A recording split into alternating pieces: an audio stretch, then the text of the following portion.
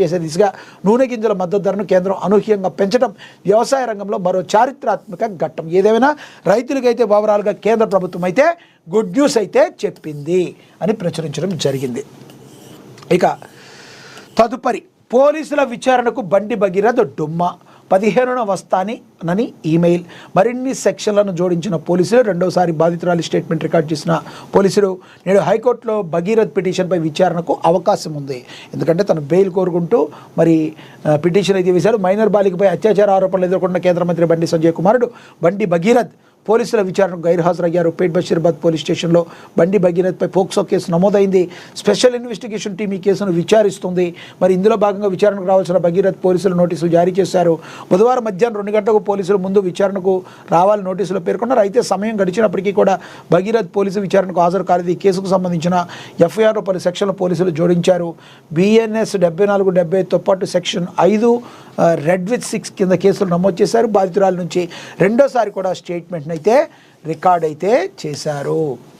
తాజాగా నిందితుడిపై తీవ్రమైన లైంగిక దాడి ముందుగా ప్లాన్ చేసే లైంగిక చర్యలకు పాల్పడినట్లు సెక్షన్ 5(1) మరి కూడా పోలీసులు జతపరిచారు. మరోవైపు ముందస్తు బెయిల్ కోసం తెలంగాణ హైకోర్టు బండి భగీరథ్ పిటిషన్ వేశారు. ఈ పిటిషన్పై హైకోర్టు వెకేషన్ బెంచ్ నేడు విచారణ చేపట్టనుంది. నిర్ణీత సమయానికి భగీరథ్ పోలీసుల ముందుకు రాకపోవడం చర్చనీయాంశంగా మారింది.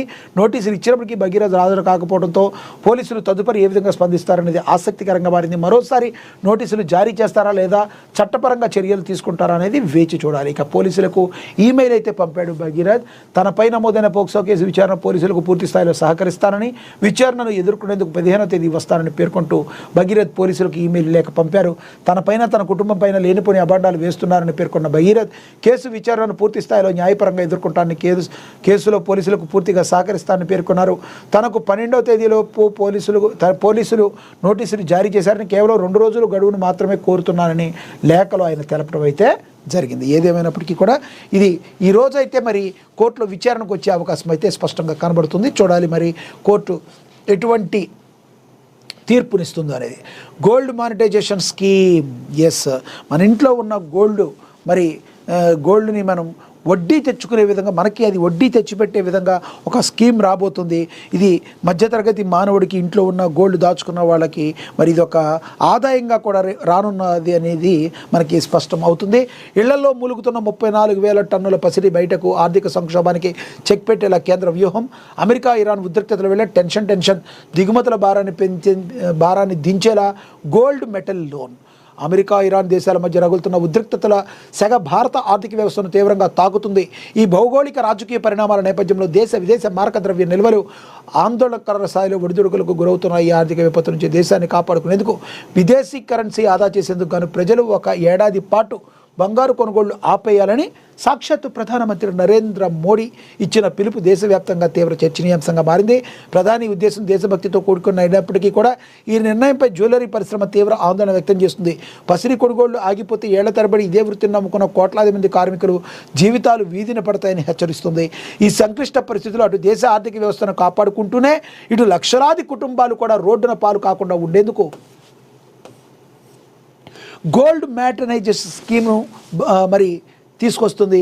ఇక జీవనోపాధిని రక్షించే అద్భుతమైన ప్రత్యామ్నాయంగా గోల్డ్ మానిటైజేషన్ స్కీమ్ తెరపైకి వచ్చింది. 3.5 కోట్ల మంది ఉపాధిపై నీడలు ఆందోళనలో పరిశ్రమ ఉంది. బంగారం కొనవద్దని ప్రదానం చేసి సూచన జ్యువెలరీ రంగాన్ని బెంబేలెత్తిస్తుంది.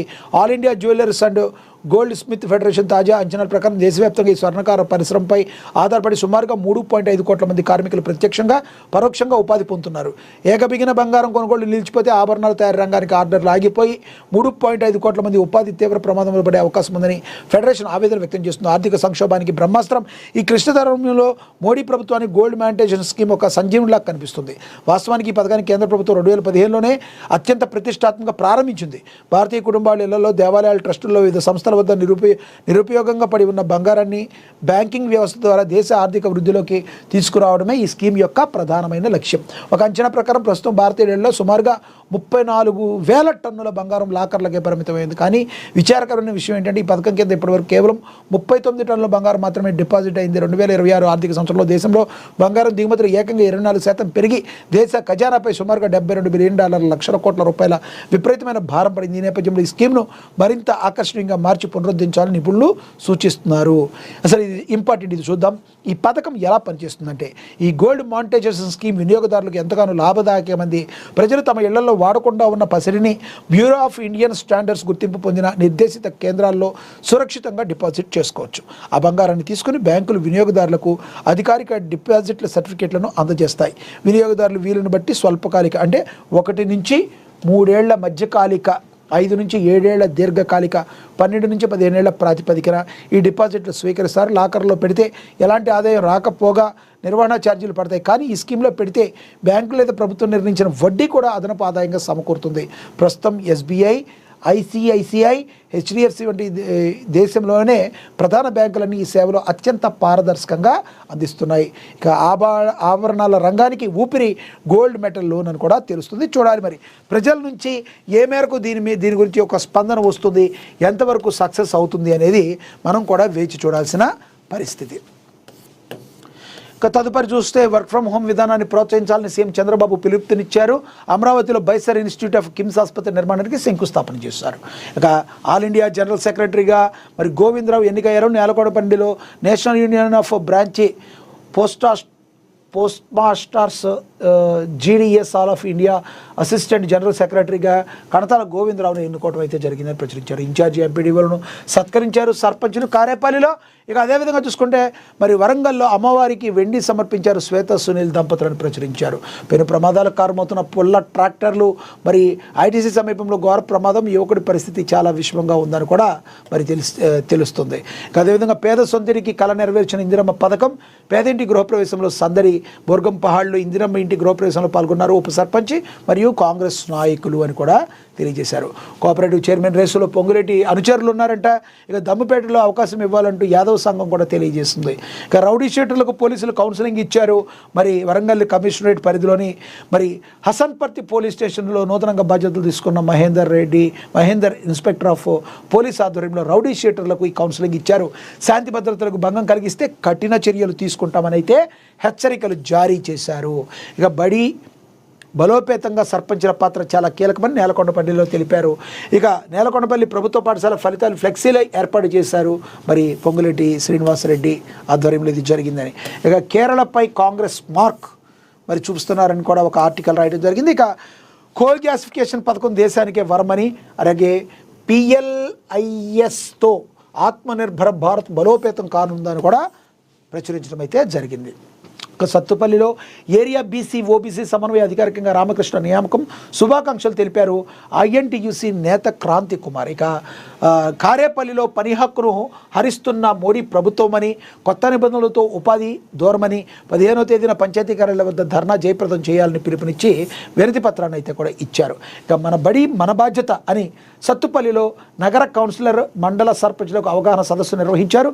ప్రభుత్వ పాఠశాల అభివృద్ధికి కృషి చేయాలని MEO రాజేశ్వరరావు పలు సూచనలు చేశారని ప్రచురించారు. భక్తి శ్రద్ధలతో వెంకటేశ్వర స్వామి కళ్యాణం జరిగిందంటే జూలూరుపాడులో. అదేవిధంగా తుమ్మల తొలి మంత్రి పదవికి 40 దశాబ్దాలు. మరి సత్తుపల్లిలో రాజకీయ దురంధరుడు మంత్రి తుమ్మలకు మార్కెటింగ్ కమిటీ చైర్మన్ దోమ ఆనంద్ శుభాకాంక్షలు అయితే తెలిపారు. తుమ్మలను సత్కరించారు.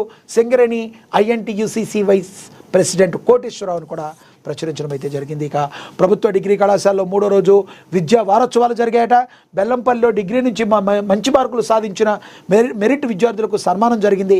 ప్రజాప్రతినిధులకు డిగ్రీ కొత్త కోర్సులపై అవగాహన కల్పించారు.